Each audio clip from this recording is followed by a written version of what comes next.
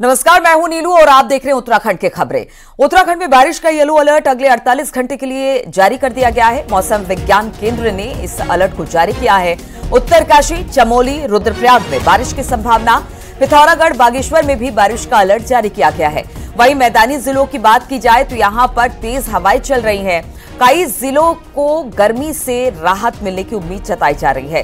तो मौसम विज्ञान केंद्रों में कई जिलों में येलो अलर्ट जारी किया गया है। बारिश की संभावना जताई गई है। मौसम विज्ञान की तरफ से बताया जा रहा है कि जो उत्तरकाशी, चमोली, रुद्रप्रयाग के कई इलाके हैं जहां पर आज बारिश की संभावना है। वहीं पिथौरागढ़, बागेश्वर में भी बारिश हो सकती है। इसके अलावा जो मैदानी इलाके हैं वहां पर तेज हवाएं चल रही है। मौसम खुशनुमा हो गया है। कई जिलों में गर्मी से लेकर राहत मिली है और इसका कुछ असर अब दूसरी जगह पर जो मैदानी इलाके हैं, खासतौर पर दिल्ली एनसीआर में भी आज सुबह देखने को मिला। तो उत्तराखंड में बारिश का येलो अलर्ट जारी किया गया है। इसी पर बातचीत करने के लिए दीपांकर इस वक्त हमारे साथ देहरादून से जुड़ गए हैं। दीपांकर, कितने जिले ऐसे हैं जिसमें कि बारिश का अलर्ट जारी किया गया है और क्या भारी बारिश हो सकती है और मौसम कैसा रहने वाला है, कितने दिनों तक ऐसा रह सकता है? बिल्कुल नीलू, 2 दिन के लिए अलर्ट जारी किया गया है। खासतौर पे सोमवार और मंगलवार 24 तारीख के बाद फिर मौसम साफ बताया जा रहा है। जिस तरीके से आपने बताया कि आज दिल्ली एनसीआर में सुबह बारिश हुई है, तो उसके बाद जो अलर्ट खासतौर पर उत्तराखंड के 5 जिलों के लिए जारी किया गया है। 5 जिले उत्तराखंड के बॉर्डर डिस्ट्रिक्ट है, बागेश्वर, पिथौरागढ़, चमोली, रुद्रप्रयाग और उत्तरकाशी। और जिस तरह हम दिखा रहे थे कि केदारनाथ में अब कपाट खुलने से पहले तैयारियां हैं, वहां पर अगर बर्फबारी या बारिश होती है तो वहां पर दिक्कतें बढ़ेंगी, क्योंकि यात्रा 10 मई को कपाट खुलने वाले हैं।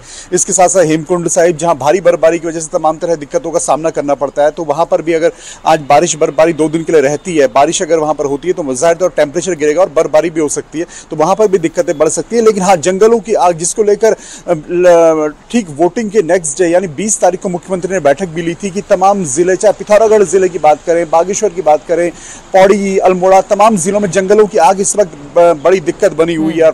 काफी नुकसान यहाँ पर वन संपदा का हुआ है जंगलों की आग की वजह से। तो अगर बारिश होती है तो जंगलों की आग जरूर कंट्रोल होगी, वहां पर एक बड़ी राहत जरूर रहेगी। तो आज और कल के लिए अलर्ट है। 24 तारीख के बाद मौसम साफ बताया जा रहा है। 19 तारीख को भी बारिश हुई थी वोटिंग वाले दिन कई जगहों पर। तो वीकेंड जो था, वीकेंड में अच्छी खासी भीड़ यहाँ टूरिस्ट की थी। तो अगर मौसम ठीक रहता है पहाड़ों पर, तो जाहिर तौर पर जो गर्मी मैदानी जिलों में या दिल्ली एनसीआर या दूसरी जगहों पर टूरिस्ट बड़ी संख्या में फिर उत्तराखंड पहुंचता है। और मई जून में ये जरूर एक नजर टूरिस्ट एक बड़ी यहाँ पर चुनौती रहता है। मौसम अगर बाहर गर्मी हो तो यहाँ पर टूरिस्ट पहुंचता है बड़ी संख्या में। लेकिन फिलहाल 2 दिन के लिए एक राहत जरूर रहेगी गर्मी से। 2 दिन के लिए राहत दीपांकर रहेगी। कुछ जगहों पर दुश्वारियां जरूर है, लेकिन जो मैदानी इलाके हैं वहां पर जरूर मौसम में सुधार देखने को मिलेगा। बहुत बहुत शुक्रिया आपका जानकारी देने के लिए। और बढ़ते अगली खबर की ओर। टिहरी के प्रतापनगर क्षेत्र में एक बार फिर से गुलदार का आतंक बना हुआ है और लोगों में दहशत का माहौल है। शुक्रवार को गुलदार ने एक लड़की पर हमला कर दिया, उसे घायल कर दिया, जिसके बाद लोगों में दहशत है। लंबगांव क्षेत्र में इससे पहले भी गुलदार एक महिला और बच्चे को अपना शिकार बना चुका है, जिससे लोगों में वन विभाग के खिलाफ आक्रोश और वन विभाग से गुलदार को पकड़ने की लगातार लोगों की डिमांड है। वन विभाग के खिलाफ लोगों में जबरदस्त गुस्सा है। एक बार फिर से गुलदार देखने को मिला है। एक बच्ची को उसने अपना शिकार बनाने की कोशिश की है, घायल हो गई है लड़की। और लगातार जो गांव वाले हैं वो यही कह रहे हैं, या तो गुलदार को आप पकड़े या फिर उसे टेंकुराइज करें या तो उसे मार दे, क्योंकि सबसे ज्यादा दिक्कत जो गांव वाले हैं उनको होती है। उनको घरों से बाहर निकलना मुश्किल हो जाता है। और अब वन विभाग से जो नाराजगी है इसी बात को लेकर कि जल्द से जल्द गुलदार को पकड़ा जा सके।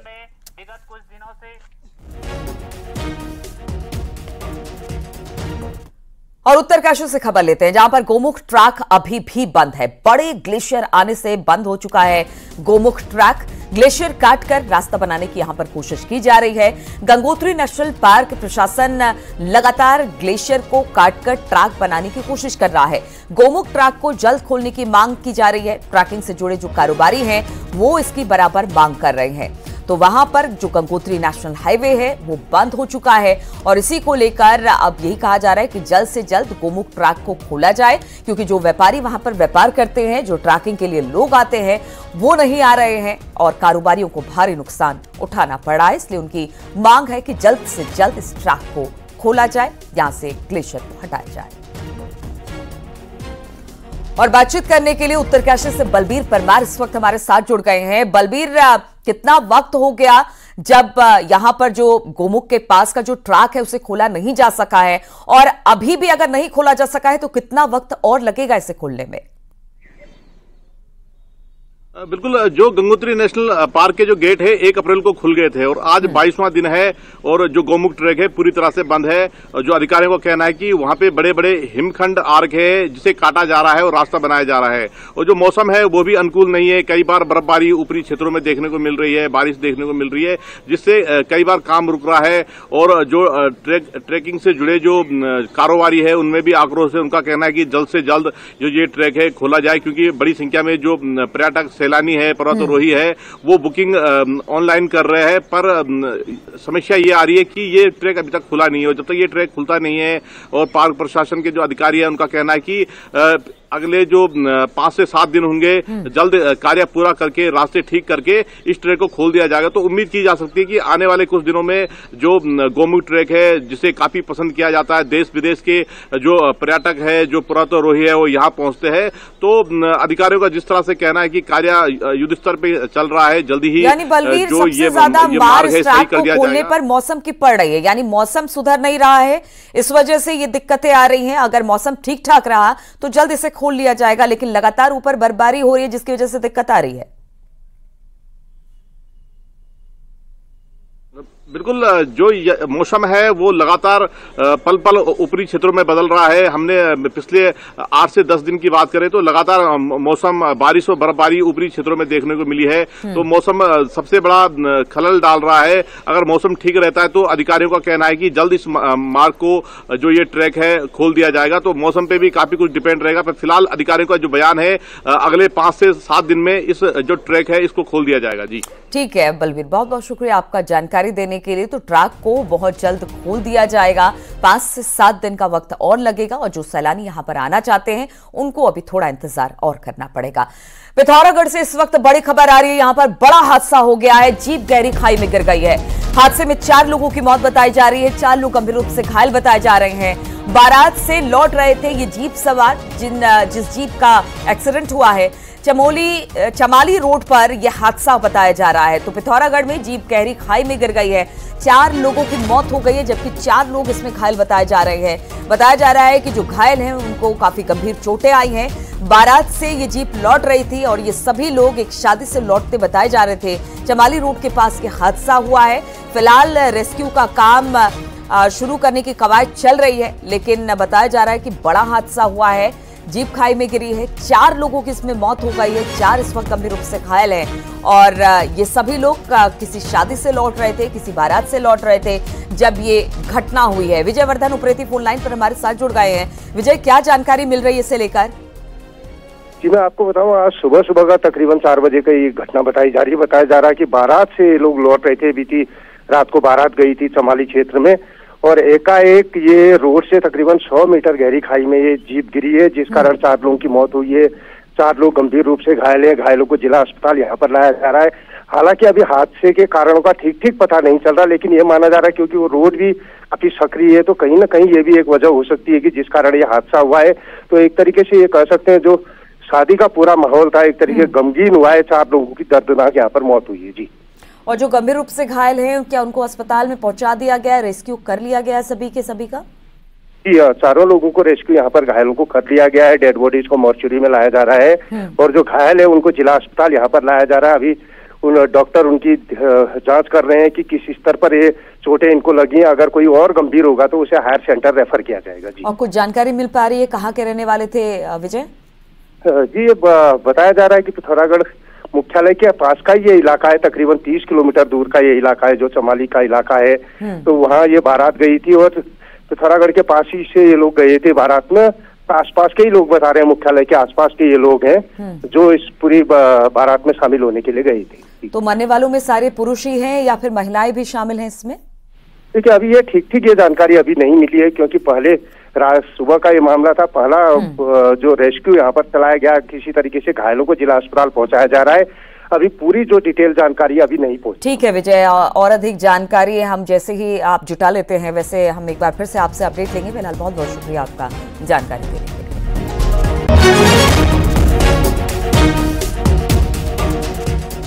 और अल्मोड़ा के भतरौच खान में पिटाई का एक वीडियो सामने आया है। इस वीडियो में दो लोग एक शख्स को डंडों से पीटते हुए दिखाई दे रहे हैं, फिर उसको रोड के बाहर गिरा देते हैं। बताया जा रहा है कि मामला पैसों के विवाद को लेकर है। तस्वीरें भी हम आपको दिखा रहे हैं किस तरह से दो व्यक्ति मिलकर एक व्यक्ति को पीट रहे हैं। भतरौच खान का ये मामला बताया जा रहा है। ये वीडियो अब सामने आया है जिसमें डंडों से पिटाई करता हुआ एक व्यक्ति को नजर आ रहा है, बाहर गिरा देता है किस तरह से रोड के, वो भी हमने आपको दिखाया इस वीडियो के जरिए। और ये पूरा मामला बताया जा रहा है कि किसी पैसों के लेन देन का था, जिसकी वजह से इस शख्स की पिटाई दो लोग करते दिखाई दे रहे हैं।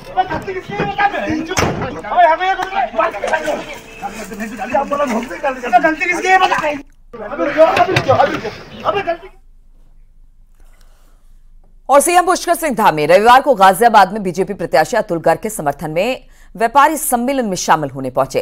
इस दौरान उन्होंने कहा कि व्यापारी वर्ग के बिना प्रधानमंत्री मोदी का विकसित भारत का संकल्प पूरा नहीं हो सकता है। सीएम धामी ने कहा कि ये चुनाव कोई हार जीत का चुनाव नहीं, इस चुनाव में पहले से पता है कि बीजेपी की जीत होगी। वहीं उन्होंने कहा कि चुनाव में राष्ट्र विरोधी ताकतें दुष्प्रचार करने में जुटी हुई है।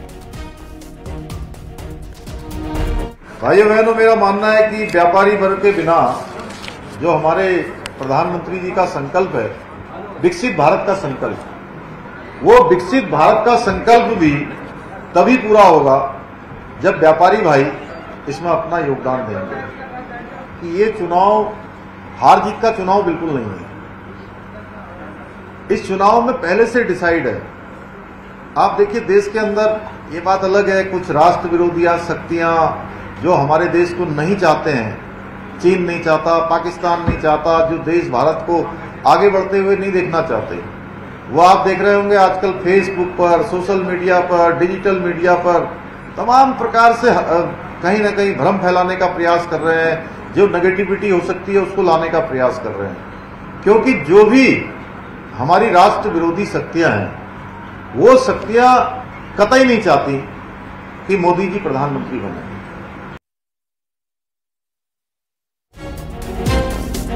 सबसे पहले फेसबुक की एक पोस्ट आपको दिखाते हैं। ये पोस्ट है बीजेपी के लैंसडौन से तीसरी बार के विधायक महंत दिलीप रावत की, जिसमें लिखा है, राम तेरी गंगा मैली हो गई, पापियों के पाप धोते धोते। आगे लिखा है, अब क्या नमामि गंगे योजना यहाँ भी शुरू की जाएगी या नहीं। अनुकृति गोसाई की ज्वाइनिंग की प्रतिक्रिया के रूप में देखी जा रही दिलीप रावत की ये पोस्ट खूब वायरल हो रही है। दरअसल विधायक दिलीप रावत और हरक सिंह का 36 का आंकड़ा रहा है। हरक सिंह 2022 के विधानसभा चुनाव में लैंसडौन से दिलीप रावत की जगह अपनी बहू अनुकृति के लिए टिकट मांग रहे थे। टिकट नहीं मिला तो उन्होंने बीजेपी छोड़ बहू समेत कांग्रेस ज्वाइन की और कांग्रेस के टिकट पर बहू अनुकृति को मैदान में उतार दिया। अब उसी अनुकृति गोसाई को बीजेपी में लाने से दिलीप रावत खासे नाराज है। हालांकि बीजेपी प्रदेश अध्यक्ष ने नाराजगी से इनकार करते हुए कहा कि सब कुछ तय करके ही ज्वाइनिंग कराई गई है। महेंद्र भट्ट से चुनाव हारे हुए जो मैं हारा राजेंद्र भंडारी जी जो पार्टी में आ गया, हमारे कार्यकर्ताओं में कोई ऐसा भाव रहता नहीं है। दिलीप रावत ही भारतीय जनता पार्टी वरिष्ठ कार्यकर्ता वहाँ के विधायक हैं। हर प्रकार की चीजें तय करके चीजें तय होती है। चर्चा अनुकृति की ज्वाइनिंग की टाइमिंग को लेकर भी हो रही है। मतदान से ठीक पहले अनुकृति ने बीजेपी के पक्ष में अपील जारी की और मतदान खत्म होने के बाद उन्होंने बीजेपी ज्वाइन भी कर ली। माना जा रहा है कि ईडी के राडार पर आ चुकी अनुकृति की ज्वाइनिंग से कहीं गलत मैसेज न जाए, इसीलिए बीजेपी ने मतदान से पहले उन्हें ज्वाइनिंग नहीं दी। अनुकृति का क्या कहना है, आप भी सुनिए। देखिए, जहां तक बात ईडी की है, वो प्रक्रिया क्योंकि कोर्ट की प्रक्रिया है। हाई कोर्ट ने सीबीआई जांच के आदेश पाक्लो टाइगर सफारी पे दिए हैं और उसी के आई थिंक जब सीबीआई की जांच चल रही है उसी को टिकअप करके ईडी ने अपनी कार्रवाई की है। और उसमें कोई, देखिए, पहली बात, पाक्लो टाइगर सफारी से मेरा या मेरे परिवार का कोई टेक्निकली कोई दोष नहीं है, लेकिन फिर भी क्योंकि वो एक कानूनी कार्रवाई है, एक जो प्रोसीजर है वो पूरा होगा और जब भी वो बुलाएंगे हम जाएंगे। बहरहाल कांग्रेसियों से लबालब हो चुकी बीजेपी के अंदर अब पार्टी के कोर वर्कर्स की छटपटाहट भी सामने आने लगी है। विधायक दिलीप रावत से पहले बीजेपी के लोहाघाट से पूर्व विधायक पूरण सिंह भी ऐसी ही एक ज्वाइनिंग पर खुलकर अपनी नाराजगी जता चुके हैं। माना जा रहा है कि ऐसा ही चलता रहा तो निकाय चुनाव में सत्ता संघर्ष और खुलकर सामने आ सकता है। न्यूज़ 18 के लिए देहरादून से सुनील नौप्रभात की रिपोर्ट।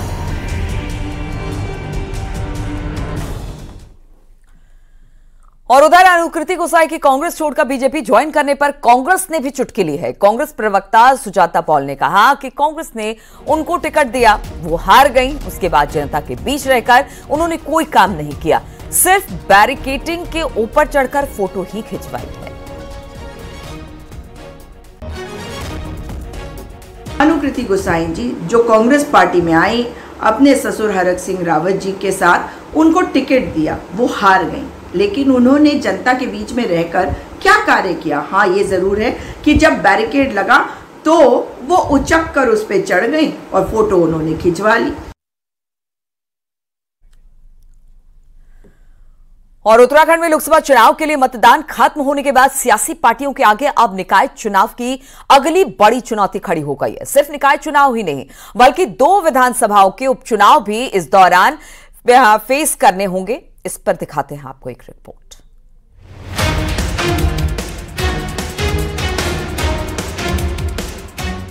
उत्तराखंड में 102 निकायों में से 97 निकायों का कार्यकाल दिसंबर 2023 में समाप्त हो चुका है और यहाँ अब प्रशासक तैनात हैं।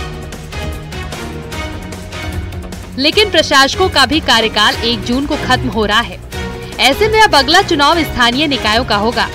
इधर बीएसपी विधायक सरबत करीम अंसारी के निधन से खाली हुई मंगलौर सीट और विधायक राजेंद्र भंडारी के रिजाइन से खाली हुई बद्रीनाथ सीट पर भी उपचुनाव होना है। लिहाजा लोकसभा चुनाव का मतदान होने के बाद पार्टियां अब जोर शोर से अगले चुनाव की तैयारी में जुट गई है। बीजेपी ने तो बाकायदा कोर ग्रुप मीटिंग बुलाकर इस पर काम भी शुरू कर दिया है। देखिए, 2 विधानसभाओं के बाई इलेक्शन होने जैसे निर्वाचन आयोग उसकी तिथि घोषित करता है। आज ही हमारी एक कोर की हल्की बैठक की हम लोगों ने। हम दोनों लोकसभाओं के लिए प्रभारी संयोजक की होना 1-2 दिन के अंदर हम कर देंगे। और जहाँ तक पंचायत, नगर निगम, नगर पालिका चुनाव है उसके लिए हमारी कार्रवाई कल से प्रारंभ हो गई है। निश्चित रूप से संगठन तो सदैव काम करता रहता है। लोकसभा चुनाव के पास हमारे पास नगर निकाय के चुनाव हैं, पंचायत के चुनाव हैं और सबसे महत्वपूर्ण बात है कि 2 उपचुनाव इस प्रदेश में होने हैं और बद्रीनाथ विधानसभा का चुनाव है और मंगलौर विधानसभा का चुनाव है। पार्टी उसके लिए तैयार कर रही है। हालांकि 4 जून तक लोकसभा चुनाव की आचार संहिता प्रभावी रहने के कारण निकाय चुनाव कुछ पीछे जा सकते हैं। सरकार को ओबीसी आरक्षण तय करने के लिए अभी निकाय एक्ट में संशोधन करना है, जो आचार संहिता के बाद ही संभव है। बहरहाल अगले रण की तैयारियां शुरू हो चुकी हैं। इन चुनावों की तस्वीर क्या होगी, 4 जून को आने वाले लोकसभा चुनाव परिणाम से ये भी बहुत कुछ साफ हो जाएगा। न्यूज़ 18 के लिए देहरादून से सुनील नौप्रभात की रिपोर्ट।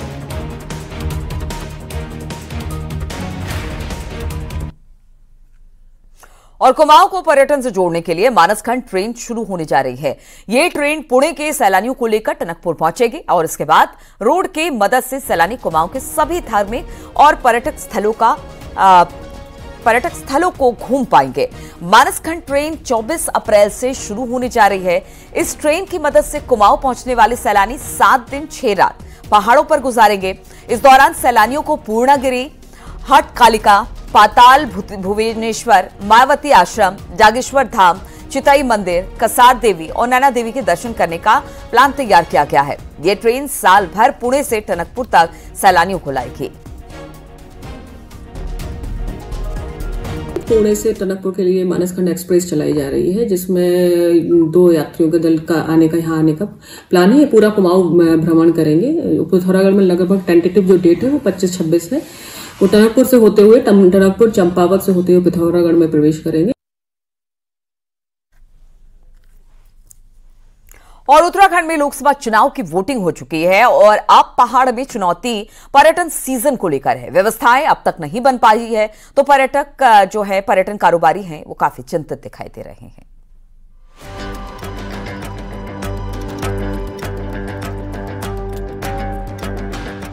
पहाड़ में पर्यटन सीजन शुरू हो चुका है। मैदान में गर्मी बढ़ने के बाद पर्यटक पहाड़ का रुख कर रहे हैं। नैनीताल में भी सैलानियों के आने का सिलसिला जारी है। पर्यटकों के आने से कारोबारी काफी खुश हैं, लेकिन पार्किंग की सही व्यवस्था नहीं होने से व्यापारी परेशान भी हैं। और प्रशासन से समस्या की जल्द समाधान की मांग कर रही है। मिसमैनेजमेंट रहा तो बीते वर्षों की तरह वही धर्रा चलेगा तो बहुत ज्यादा नुकसान होने की उम्मीद है, क्योंकि अगर मिसमैनेजमेंट और रूट प्लानिंग सही से नहीं हुई तो फिर व्यवस्थाएं चरमराएंगी, ट्रैफिक फंसेगा, लोग फंसेंगे, जाम लगेंगे और पार्किंग व्यवस्था सुचारू रूप से ना होने की वजह से गलत छवि शहर की जाएगी। पूरे पहाड़ में पर्यटन ने रफ्तार पकड़ ली है और आने वाले समय में यहाँ और भी तेजी होने वाली है। ऐसे में प्रशासन का दावा है कि पार्किंग को लेकर कोई परेशानी न हो, इसके लिए प्लान के तहत काम किया जा रहा है। नई पार्किंग पर एडमिनिस्ट्रेशन की अलग अलग एजेंसियां काम कर रही हैं। इसमें नगर पालिका भी अपने स्तर पर पार्किंग की कैपेसिटीज को बढ़ाने का काम कर रही है। साथ में प्राधिकरण ने भी कुछ पार्किंग्स डेवलप करी हैं। कुछ पार्किंग्स आपकी काम चल रहा है जिसमें नेशनल होटल है, कुछ पाइपलाइन में है जिसमें आपका मेट्रोपोल है। तो ये सब जो समय के साथ ये सारी पार्किंग्स वगैरह डेवलप करने पर लगातार प्रशासन की एजेंसियां काम कर रही है। नैनीताल में सैलानी पहुंच रहे हैं, लेकिन कारोबारियों का कहना है कि पिछले सीजन की परेशानियां दूर नहीं हुई है, लिहाजा वो प्रशासन से समय रहते सब ठीक करने की बात कर रहे हैं। नैनीताल से न्यूज़ 18 के लिए वीरेंद्र बिष्ट की रिपोर्ट।